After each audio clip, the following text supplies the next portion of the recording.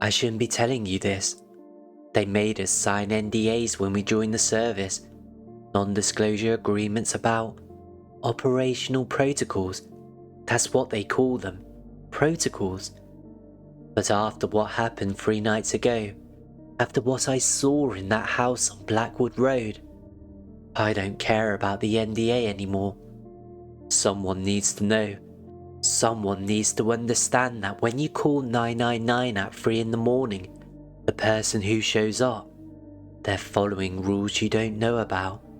Rules that have nothing to do with saving lives. My name is Richard. I've been a paramedic with the Northwest Ambulance Service for 7 years, and these are the 9 rules we follow for night calls. 7 years, that's a long time in emergency medicine. Long enough to see everything, or so I thought. Overdoses, car crashes, domestic violence, cardiac arrest, the human body failing in every possible way. You develop a thick skin. You have to. Otherwise, you'll never make it past your first month. But there's a difference between medical emergencies and the other kind. The kind they brief you about in windowless rooms at the training centre after everyone else has gone home. The kind they don't put in the official manual. The kind that only happens between midnight and 5 AM. They gave me that list on my first night shift.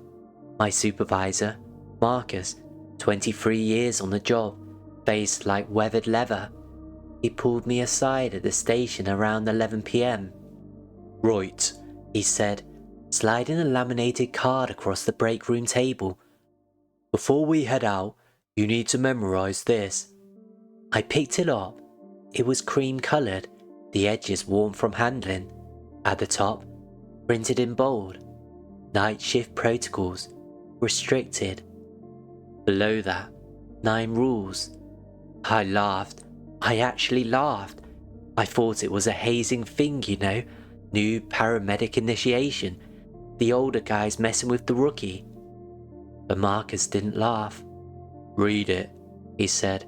"Memorize it, and tonight, you follow me and watch. By next week, you'll be on your own. And Richard," he looked at me with eyes that had seen too much, "these aren't suggestions. You break these rules, and I can't help you. Nobody can." I read the list. At first, I thought it was a joke. Then I thought it was paranoia. Maybe Marcus had been on the job too long, seen too much trauma, developed some kind of PTSD ritual. But that first night, at 2:47 AM, when we got the call to the address on Thornton Street, that's when I understood. These rules aren't about superstition, they're about survival. Let me tell you about the rules, all 9 of them, because if you ever find yourself in an ambulance at night, if you're ever the patient or the bystander or the family member calling us, you need to understand what we're actually doing when we arrive. Rule 1. If dispatch gives you an address twice, write it down exactly. Don't trust your memory. Simple, right? Professional, even. Of course you'll write down the address. That's basic procedure. But that's not what the rule means. When dispatch gives you an address twice, it's not because they're repeating for clarity, but because they say it, pause, and then say it again in the exact same words, the exact same inflection, and that's the signal. That's when you write it down word for word, and you don't deviate from it. Not by a single letter, not by a single digit. Marcus explained it to me on my 3rd night. We got a call, ambulance required, 43 Rosewood Avenue, Chawton. Patient unresponsive. I repeat, 43 Rosewood Avenue, Chawton. Patient unresponsive. The same words, same rhythm, twice. I drove, Marcus navigated. When we got to Chawton, I started to turn onto Rosewood Avenue, and Marcus grabbed the wheel. "Not that one," he said, "but the sat-nav." "What did dispatch say?" I checked my notepad. 43 Rosewood Avenue, Chawton. And what does that street sign say? I looked. The sign read, Rosewood Ave, Chawton. It's abbreviated, I said. Exactly. We're looking for Rosewood Avenue. Keep driving. 3 streets over, we found it. Another Rosewood. This one with the full word, Rosewood Avenue. No abbreviation. 2 houses, same number, 43, in the same borough. 1 street abbreviated, 1 not. How did you know? I asked as we pulled up. Marcus was already getting the kit out. Because 5 years ago, a crew went to the wrong one, the abbreviated street, number 43, just like the call said. And what happened? He paused at the back door of the ambulance, the interior light casting half his face in shadow. They didn't come back to the station that night. Found the ambulance 3 days later, parked outside 43 Rosewood Ave, the abbreviated one. Doors open, engine still running, equipment scattered everywhere. And the crew? I asked. Gone. Both of them. Never found. He slammed the door shut. The patient at 43 Rosewood Avenue, the full word, was fine. Diabetic episode. We treated him, took him in. Routine call. But if we'd gone to the other 43 Rosewood... He didn't finish the sentence. He didn't need to. And that's when I started taking the rules seriously. Rule 2. If a patient has no pulse but is talking, call for backup before entering. Do not engage. This one seemed impossible when I first read it. No pulse but talking. That's medically impossible. You need a beating heart to pump blood to the brain. No blood to the brain, no consciousness. No consciousness, no talking. Basic anatomy. I asked Marcus about it during a quiet night, maybe my second week on nights. Has that ever actually happened? I said. No pulse but talking. He was filling out paperwork, not looking up. Twice, he said flatly. What do you mean twice? I mean I've been on 2 calls when the patient had no pulse and was still talking. He put down his pen and looked at me. First time was 6 years ago. Flat in Moss Side, elderly woman. The son called 999, said his mum collapsed. We get there, she's sitting upright on the sofa, talking to us, coherent. I do the checks, airway, breathing, circulation, and no pulse. Not a faint pulse, not a weak pulse, no pulse. I checked radial, carotid, femoral, nothing. But she's looking right at me, asking if I'm new, saying she doesn't recognise me. I grabbed the defibrillator, told my partner to get the chair, but when I turned back around to apply the pads, he stopped. What? She was still sitting there, still talking, but her words, they weren't matching her mouth anymore, like a badly dubbed film, and she was saying things she couldn't know. What kind of things? She said, Marcus James Fletcher, born April 12, 1968, in Manchester Royal Infirmary, 7:32 a.m. Your mother's name was Patricia. She died when you were 9. You found her in the bath. I felt cold. How did? I'd never met that woman before in my life. My mother's death, that's not public record. That's not something anyone outside my family knows. What did you do? I followed protocol, called for backup, waited outside. 3 minutes later, she stopped talking. When backup arrived and we went back in, she was dead, properly dead, cold, rigor mortis already setting in, which shouldn't have been possible given the timeline.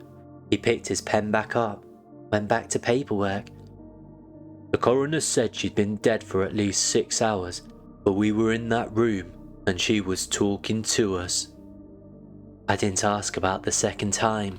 I didn't want to know. 3 months into night shifts, I got the call. Dispatch. Ambulance needed. 67 Blackley New Road. Patient collapsed, breathing but unconscious. Caller is the patient's husband. A normal call. Routine. We arrived at 1:23 a.m. A small terrace house, lights on downstairs. The husband answered immediately, middle-aged, panicked, normal. She just fell, he said. She was watching TV and just collapsed. She's breathing. I checked, but she won't wake up. We went into the living room. A woman, late 50s, lying on the floor. I knelt beside her, started the checks. Airway, clear. Breathing shallow but present. Circulation. I pressed 2 fingers to a carotid artery. Nothing. I repositioned, checked again. No pulse. How long has she been unconscious? I asked the husband. Just a few minutes. I called right away. She's awake, my partner said. I looked down. The woman's eyes were open. She was staring directly at me. Hello? She said. Her voice was pleasant. Normal. You're new? I still had my fingers on her neck. No pulse. Mom, I said carefully. I'm Richard. I'm a paramedic. You've had a collapse. We're going to help you. I know who you are, she said. You're Richard Whitmore. You live on Burton Road, flat 3B. You've lived there for 4 months. You still haven't unpacked the boxes in the spare room. My hand was shaking. No pulse, but she was talking. And she was right. I hadn't unpacked those boxes. I looked at my partner. His face was white. I'm calling backup, he said, already reaching for his radio. No, the woman said, still looking at me, not blinking. You won't need backup. I'll stop soon. I just wanted to meet him, the new one. Marcus speaks very highly of you, Richard. I never mentioned Marcus's name. How do you? He was here too, you know, 6 years ago. Different house, same situation. She smiled. It was a normal smile, but it was wrong. Tell him Eleanor says hello. My partner was talking urgently into the radio. Control, this is Unit 347. We need immediate backup at 67 Blackley New Road. We have a... The woman stopped talking.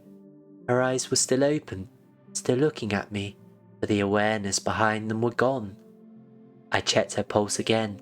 Still nothing, but now she wasn't breathing either. Backup arrived 4 minutes later. We performed CPR, went through all the protocols.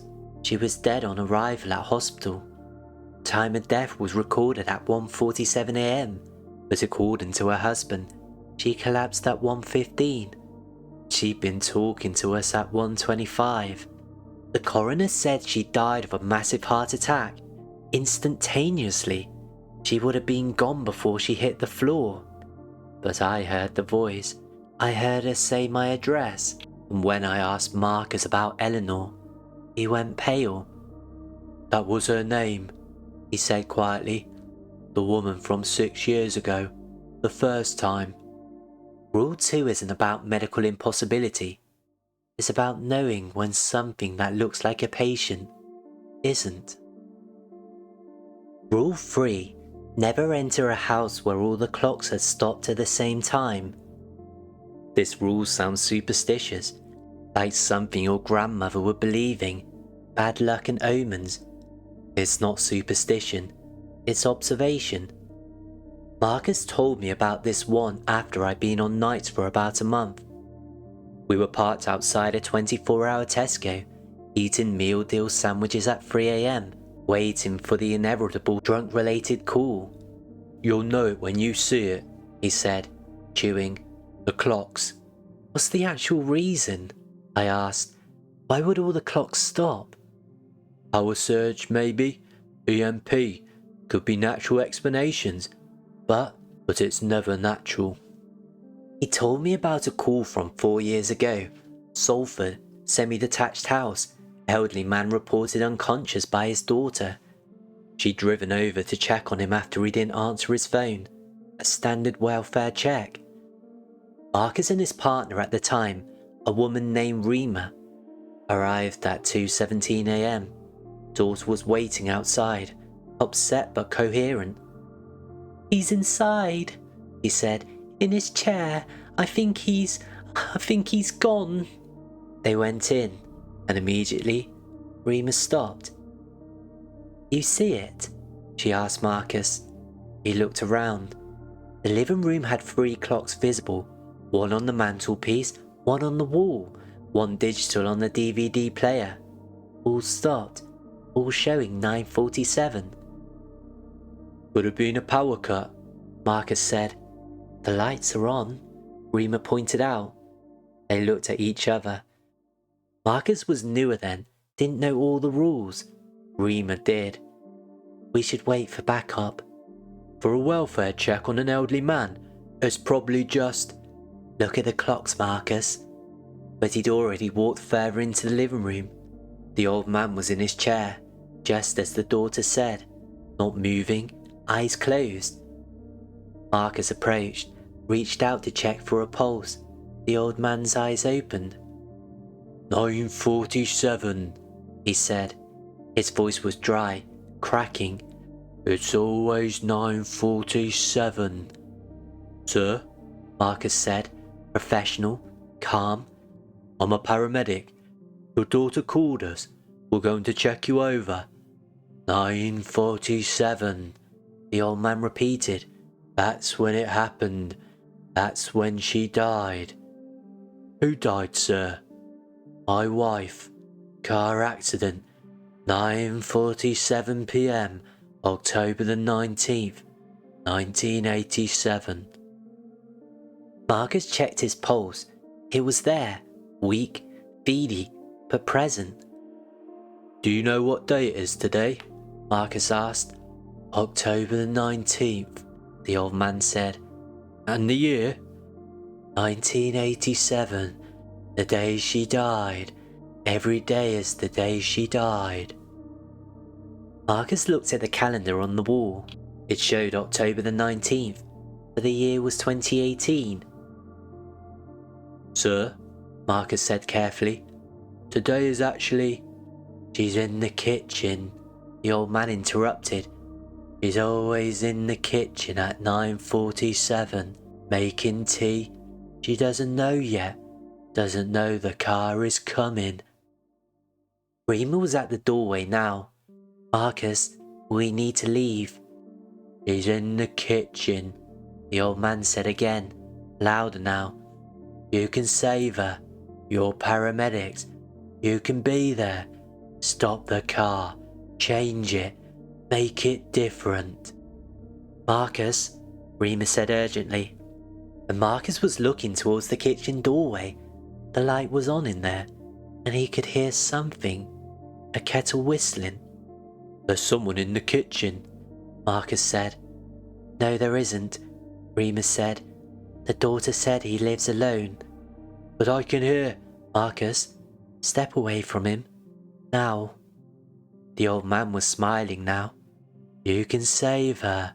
It's 9:47. There's still time. She's in the kitchen. Go to the kitchen. Stop the car. You can stop the car.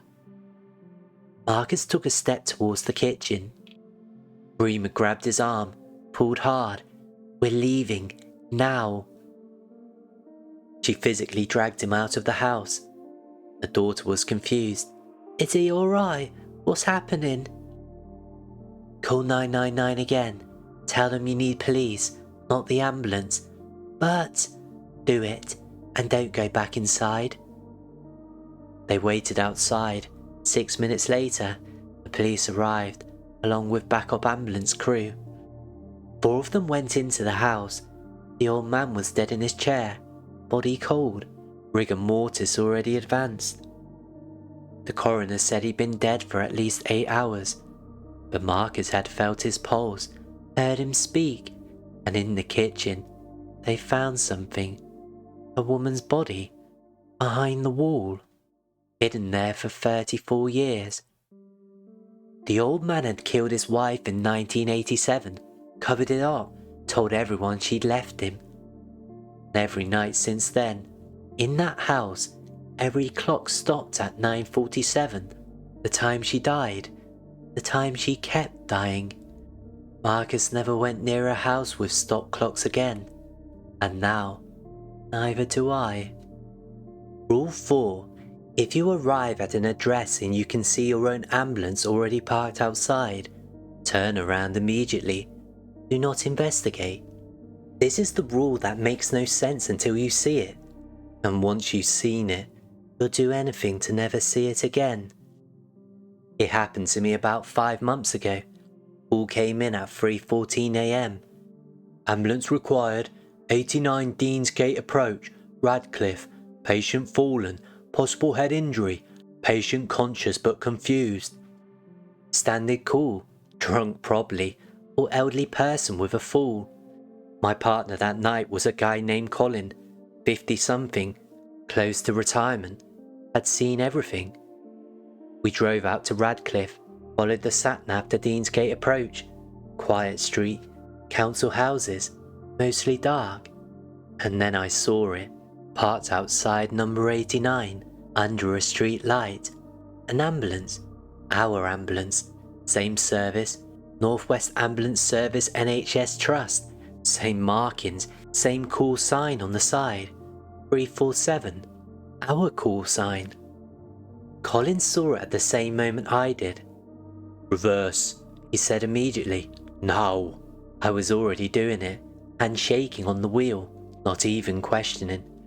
I threw the ambulance into reverse, turned around in someone's driveway, and got us out of there. We drove 4 streets away before Colin told me to stop. What the hell was that? I said. Colin went pale. Rule 4. But that's impossible. We're in the ambulance. How could it be parked? I don't know, Colin said. I don't know how. I just know when you see your own vehicle at a call. He trailed off. What happens? I don't know. No one who's investigated has ever reported back. My radio crackled. 347, this is control. We're showing you arrived at scene. Please confirm patient status. Colin grabbed the radio from me. Control, 347, we've encountered a hazard. Request alternate crew for this call. Negative 347, you're the nearest unit. What's the nature of your hazard? Colin looked at me, then back at the radio. Colin, control, this is 347. We have a vehicle obstruction. Request police attendance and alternative crew dispatch. There was a long pause. Then a different voice came on the radio. Older, male, authoritative. 347, this is night supervisor. Copy your situation. Return to base. We'll dispatch an alternative crew. Copy. Returning to base. The relief in the ambulance was physical. They knew, I said. The supervisor knew what you meant. He's been doing this job for 30 years, Colin said. He knows all the rules. We drove back to base in silence. The next day, technically later that same day, after our shift ended, I checked the incident log. The call to 89 Deansgate Approach was marked as no ambulance required, false alarm. The alternate crew had arrived to find the house dark. No answer at the door, no patient, no indication anyone had called 999. But someone had called. We'd heard the call, we'd driven there, and we'd seen our own ambulance, parked and waiting. I asked Colin about it 2 days later, during a day shift. Has anyone ever figured out what's at those calls? The ones where you see your own ambulance? He was quiet for a long time. Yeah, he finally said. One crew did, about 10 years ago. Birmingham, I think. Different service but same rule. They saw their ambulance parked at the scene. And the driver, a young guy, didn't believe in the rules. He said they should check it out, make sure there wasn't actually another crew who needed help. And? They walked up to the ambulance, their ambulance, and looked into the windows.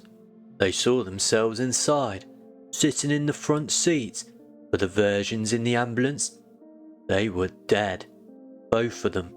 Throats cut, blood everywhere. I felt sick. What did they do? Ran, got back in their ambulance, the real one, and drove away, called it in. And? They were both dead within a week. Car accident, head-on collision. The autopsy showed injuries consistent with what they'd seen in the other ambulance. Throats cut, even though the crash should have caused blunt force trauma. Colin looked at me directly. When you see your own ambulance at a call, Richard, you're seeing the call where you die. If you investigate, if you try to understand it, you make it real. You pull that possibility into this reality. That's insane. Yeah, he said. It is. But 5 months ago, you saw it, and you reversed. You didn't investigate, and you're still here. He was right. I'd followed Rule 4, and I was alive because of it. I never want to see our ambulance parked at a scene again. But I know that someday, maybe, I will. And when I do, I remember Colin's words. I'll reverse, and I'll survive. Rule 5. If you smell flowers at a scene where no flowers are present, complete your assignment outside. Do not linger. Smell is the sense most closely linked to the memory. Everyone knows that. What they don't tell you is that some smells don't come from the present. This rule seems innocuous. Flowers? What's scary about flowers? But it's not about the flowers themselves. It's about what the smell means. Marcus explained it during a rural call about 6 weeks into my night shifts. We dispatched to a farmhouse outside of Bolton. Elderly farmer, chest pains, possible cardiac event. Long drive, dark country roads, the kind where your headlights are the only light for miles. We pulled up to the farmhouse at 4:02 a.m. Old stone building, light on in one window. As soon as I opened the ambulance door, I smelled it. Roses. Strong, sweet, overwhelming, like standing in a flower shop. Do you smell that? I asked Marcus. He was already getting the equipment out, but he stopped. Flowers? Yeah, roses, I think. He looked around. The farmyard was dark, just mud and stone. No garden visible, no flowers anywhere. We do this quick, he said. Assessment outside if possible.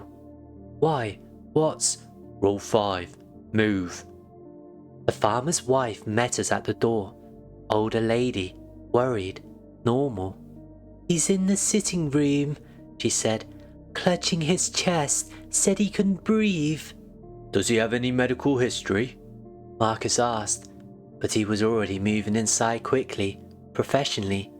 Heart condition, yes, he's on medication. Mum, do you have any flowers in the house? I asked. She looked at me oddly. Flowers? No. Why? The smell was stronger inside, overwhelming. Roses and something else. Lilies, maybe. Funeral flowers. The farmer was in his armchair, pale, sweating. Classic cardiac symptoms, a real emergency. Marcus was fast, blood pressure, ECG leads, oxygen, aspirin, professional, efficient. We're taking you in, Marcus said to the farmer. Possible heart attack, we need to get you to a hospital. The man nodded, couldn't speak, chest pain too intense. We got him on the chair, wheeled him out to the ambulance. The whole time, that smell, making it hard to breathe. Once we had him in the ambulance, Marcus slammed the doors and climbed into the driver's seat. You stay in the back with him, he said. Monitor vitals, I'm getting us out of here. We drove fast. Blue lights, sirens, the works. The smell faded once we were moving. The farmer survived. Mild heart attack, but a full recovery. But after we handed him into A&E, Marcus pulled me aside. You did good, he said. You noticed the smell. You asked about it. What does that mean? The flowers? He looked tired. It means death was in that house. Close. Waiting. But he survived. Because we were fast. Because we didn't linger. The smell? It's a warning. It means the boundary is thin there, between living and dead. If you stay too long in a place like that, when death is that close, he shook his head, you might not leave. Has someone, not left? 3 years ago, crew got called to a house in Wigan. Woman collapsed, suspected stroke. They smelled the flowers the moment they walked in. Strong, everywhere. And? They stabilised her, but it took time. 20 minutes. They were in that house, working, surrounded by that smell. What happened? The patient died in the ambulance on the way to the hospital. Massive stroke. But he paused. The 2 paramedics both had strokes within the next week. Both of them. One died, the other survived but has permanent brain damage. The coroner said it was a coincidence. Stress, the job. But the night supervisor looked into it. That house in Wigan, 4 people had died there in the previous 6 years. Natural causes, all of them, but 4 deaths in one house. He looked at me. Death lingers in places, Richard. It pools, like water. And when you smell flowers when there are no flowers, it means you're standing in that pool. The deeper you go, the harder it is to get out.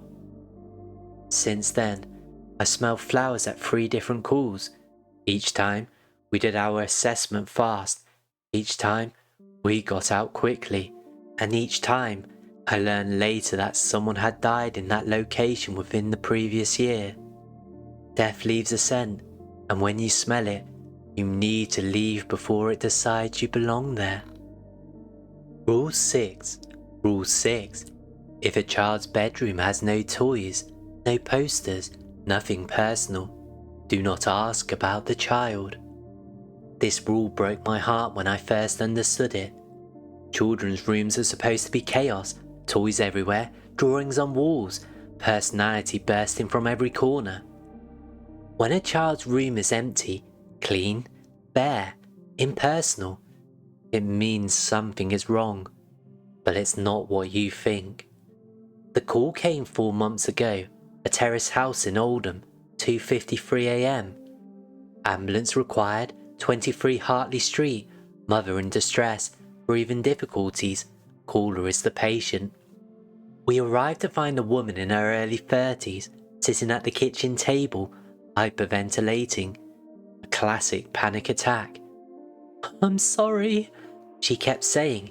"I'm sorry, I couldn't breathe. I thought I was dying." "It's alright," I said, getting her oxygen levels checked. "You're okay. Panic attacks are terrifying, but you're not in danger." Colin was doing the paperwork. "Anyone else in the house?" he asked casually. Just my son," she said between breaths. "Upstairs, sleeping." "How old?" 7. Standard questions. We always ask about other people in the house, especially children.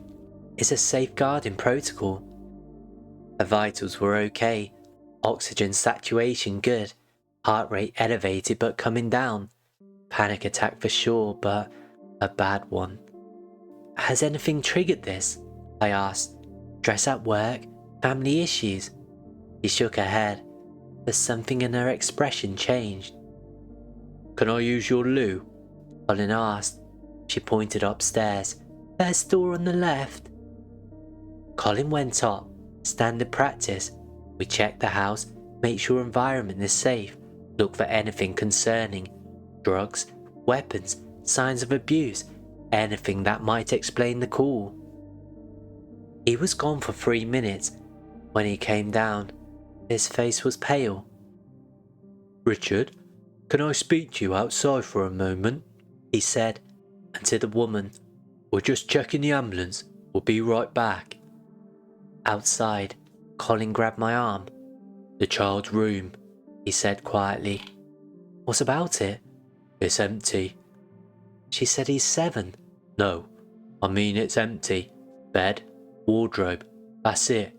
No toys, no books, no drawings, no posters. The walls are blank. It looks like a guest room, not a child's room. I felt cold.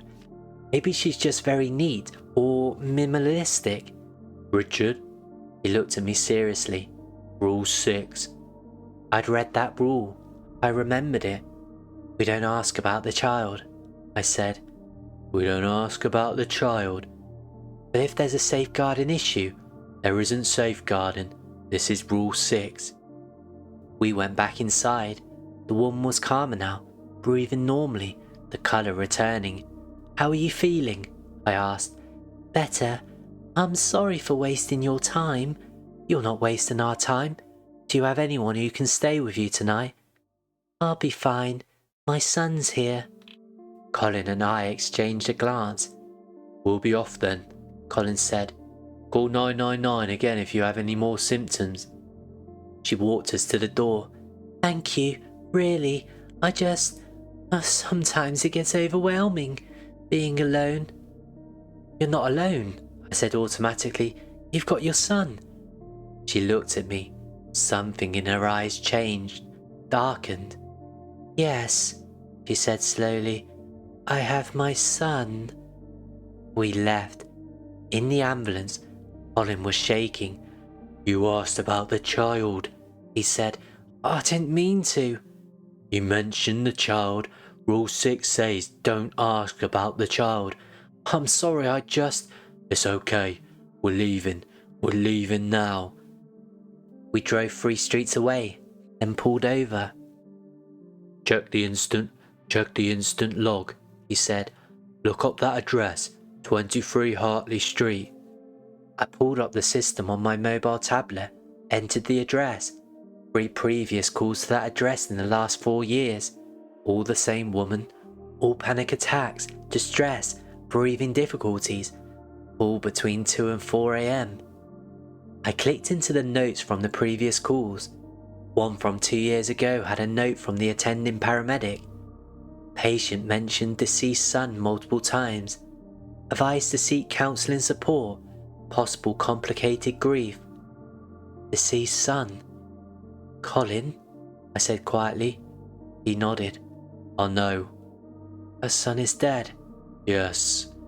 But she said he was upstairs, sleeping. Yes. And there's a room, with a bed, but nothing else. Colin was staring straight ahead. When someone loses a child, he said, sometimes they can't let go. They keep the room. They talk about them in present tense. They set a place at the table. That's grief, I said. That's normal grief. Yes, but when the room is empty, when there's nothing of the child left in it, no toys, no memories, no personality, that's different. Different how? It means that room isn't empty. Not really. I felt sick. What's in that room? I asked. I don't know. I didn't stay to find out, but I could hear breathing from inside the room, even though the door was closed.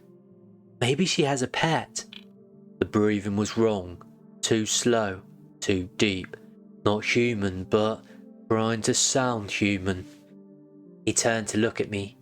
Rule 6 exists because when a child dies, sometimes something fills the space they left, something that lives in the grief, and the parent, they can't see it for what it is. To them, their child is still there, still sleeping upstairs, still 7 years old. That's impossible. Is it? We've seen no pulse but talking. We've seen our own ambulance. We've smelled death. Why is this impossible? He was right. What happens if you ask about the child? I said quietly. I don't know, but in the notes from 4 years ago, A different crew asked directly, asked to see the child, the safeguarding. The mother agreed. They went upstairs. When they came down, both paramedics refused to talk about what they saw. They put in their notice within a week. One moved to Australia, the other quit emergency medicine entirely, now works in an office. He started the engine. So we don't ask about the child, Richard. We treat the patient and we leave, because whatever is in that empty room, pretending to be a 7-year-old boy. He didn't finish. He didn't need to. Rule 7. If you receive a call to your own address, answer the radio. Do not go home. This is the rule I hope I never have to follow, because this is the rule that means it's over. Marcus told me about Rule 7 on my very first night, after he'd given me the list. The last rule, he said quietly. This is the one you pray you never see. Why? Because if you get a call to your own address, it means something's found you. Something from one of these calls, from one of these scenes, and it's waiting for you at home. What happens if you go home?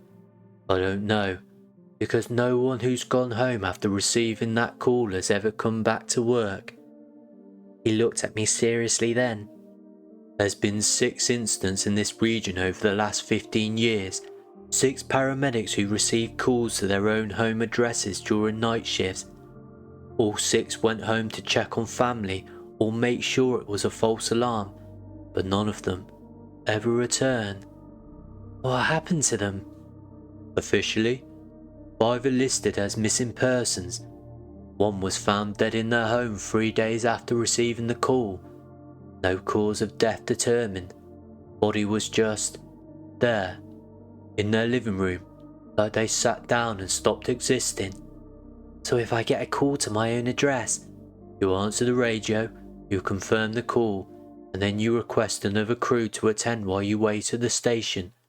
Do not go home, do not investigate.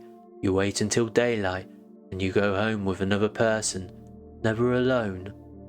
That was 6 months ago, and 3 nights ago, it happened to me. 3:33 a.m. Dispatch. Any available unit? Ambulance required. Flat 3B, 42 Burton Road, Fallowfield. Patient unresponsive. All are disconnected before details obtained. 42 Burton Road, Flat 3B, my address, my home. I was parked at the time, outside a 24-hour garage, my partner getting coffee. I stared at the radio. Flat 3B, 42 Burton Road. I live alone. I haven't given anyone my address as an emergency contact. There's no one in my flat. My partner, Alyssa, came back to the ambulance. Are you okay? You look... Did you hear that call? I asked. What call? Dispatch, just now, 42 Burton Road. She looked at me strangely. I didn't hear anything. Radio's been quiet for 20 minutes. But I heard it, clear as anything. Flat 3B, 42 Burton Road, patient unresponsive. I picked up the radio with shaking hands. Control, this is 347. I need to query a call. Go ahead, 347. Did you just dispatch a call to 42 Burton Road, Fallowfield? Long pause. 347, negative. No calls dispatched in the Fallowfield area in the last hour. Why? I looked at my partner. She was watching me, concerned. I thought I heard a call. I said, must have been picking up another frequency. My mistake. Copy that, 347. Let us know if you need a break. Are you okay? Alyssa asked. Yeah, I'm just tired. But I wasn't fine. I heard the call. Flat 3B, 42 Burton Road, patient unresponsive. Rule 7. If you receive a call to your own address, do not go home. I need to call someone, I said. Who? Marcus. He'll understand. I called him. It was nearly 4 a.m, but he answered on the second ring. Marcus, it's Richard. I got a call. What kind of call? To my address, my flat. Dispatch says they didn't send it, but I heard it, clear as anything. Silence on the line. Marcus? Are you at the station? He asked finally. No, I'm on shift. Go to the station, now. Tell your supervisor you need to go off sick. Do not go home. Do not go anywhere alone. Wait at station until daylight, then go home with someone else. Do you understand? But... Richard, this is Rule 7. You follow it exactly or... Paused. Just follow it, please. I told Alicia I needed to go back to the station. I made up something about feeling ill. She drove me back. I waited at the station until 6:47 a.m. when the day shift arrived. Marcus was there within 20 minutes, even though he wasn't scheduled. I'll drive you home, he said. We'll check the flat together. Do you think something's... I don't know what's there, but you're not going alone. We drove to my flat in his car. The building looked normal. Morning light. People leaving for work. Everything ordinary. We went to the 3rd floor. My door was closed, locked, just as I left it. Marcus stood behind me. Are you ready? I nodded. I opened the door. The flat was empty, normal, everything exactly as I left it. Kitchen clean, living room tidy, nothing disturbed. Bedroom? Marcus said. We checked. It was also empty, normal. The bathroom, clear. There's nothing here, I said, relief flooding over me. Check your phone, Marcus said. Missed calls, messages, anything? I checked. 7 missed calls, all from my own number, all made between 3:33 a.m. and 4:15 a.m. From my landline, the landline in my flat, that I'd been away from all night. Marcus? He looked at the phone. His face went pale. We're leaving. Pack a bag. You're staying somewhere else tonight. But... Richard, something called 999 from your flat last night. Something used your voice to make that call. Something is trying to get you to come home at night, alone. So we leave. You stay with family, friends, anywhere else, and you don't come back here at night for at least 2 weeks. What happens in 2 weeks? Either it gives up and moves on, or... He didn't finish. I'd packed a bag. We left. That was 3 nights ago. I'd been staying with my sister in Liverpool, haven't gone back to the flat. But tonight, just an hour ago, got a text message from my own number. It said, Richard, you can't stay away forever. I'm still waiting. Flat 3B. I'm writing this from my sister's spare room. I don't know if I'll ever be able to go back to my flat. I don't know what's there, what's waiting for me. But I know this.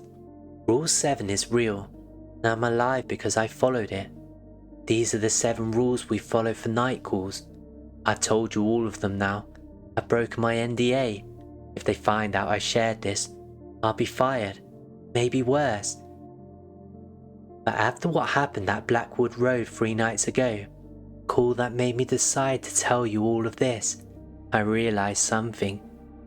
There might be more rules they haven't told me yet, rules for situations I haven't encountered.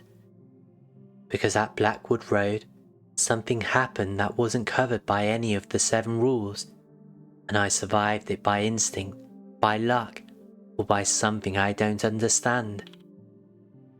I'm not going to tell you what happened at Blackwood Road, not yet, because I'm still trying to understand it myself, and because I'm not sure that talking about it might make it happen again. But I'll tell you this, if you ever call 999 at night, if you ever need an ambulance between midnight and 5 a.m, be aware that the person who shows up, the paramedic who comes through that door, they're not just there to save your life. They're there to assess whether saving your life is possible, or whether you're already beyond saving, or whether you're already something else.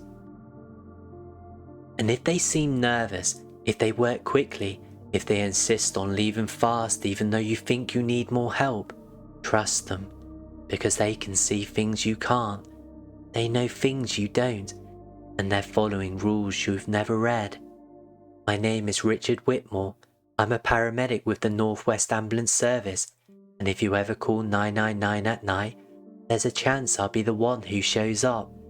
If I do, and I tell you need to go to hospital immediately, don't argue.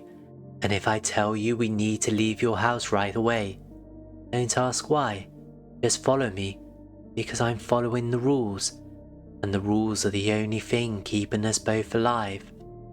I'm going back on shift tonight. It's 11:47 p.m. now. In 13 minutes, I'll be back on the road, back to following the 7 rules, and hoping I never encounter a situation that requires more. If you're listening to this and you work in emergency services, especially night shifts, check with the senior staff. Ask them about the rules.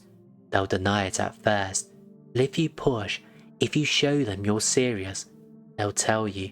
Every service has rules, every region has their own version, and if you're smart, you'll memorize them, because one night you'll encounter something that shouldn't exist, and the rules will be the only thing standing between you and whatever is waiting in the dark. Stay safe out there, and remember, when you hear sirens at 3 a.m, when you see blue lights outside your window in the dead of night, we're not just coming to help, we're coming to see if you can still be helped. All units, be advised, multiple calls coming in, busy night ahead, stay safe out there. My radio just went off. I have to go. I hope I survive tonight, and I hope you never need to call us, but if you do, just remember the rules. If you made it this far, thank you for listening. This is Brighty Creepypasta. I narrate British horror stories and creepypasta every Monday, Wednesday, Friday and Sunday. There's more videos on the channel that I know you'll love. If you love British horror narration, you're in the right place. So check out more videos, and I'll see you in the next nightmare.